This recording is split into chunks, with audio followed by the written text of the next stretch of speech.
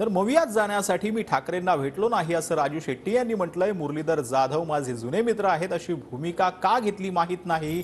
लोकसभेच्या 6 जागा मी स्वतंत्रपणे लढणार असल्याचं देखील यावेळेला राजू शेट्टी यांनी म्हटलंय। रविकांत तुपकरांनी स्वाभिमानीची उमेदवारी घ्यावी असं देखील यावेळेला राजू शेट्टी यांनी म्हटलेलं आहे।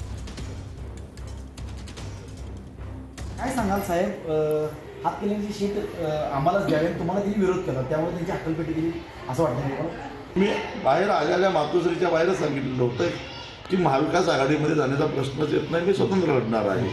असं असताना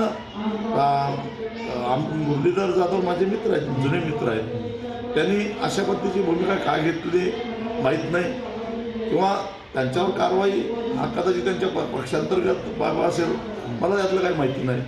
परंतु माझा काही त्याच्याशी संबंध नाही, कारण मुळामध्ये मी महाविकास आघाडीतून निवडणूक लढवणारच नाही। एक सच्चा कार्यकर्त्याला 18 वर्षापासून गेल्या जिल्हा प्रमुख पदावरून आज डायरेक्ट काढलं जाते की त्याचे नाव तुमच्याशी जोडले की तुम्ही त्यांची भेट घेतल्यामुळं काढले त्याला, असं सध्या चर्चा सुरू नाही।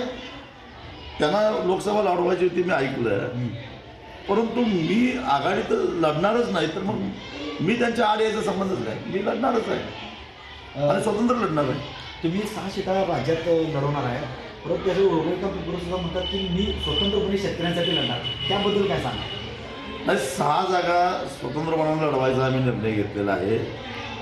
बुलढाणा ही लढवायची असं 2 वर्षापासून आम्ही नियोजन केलेलं आहे।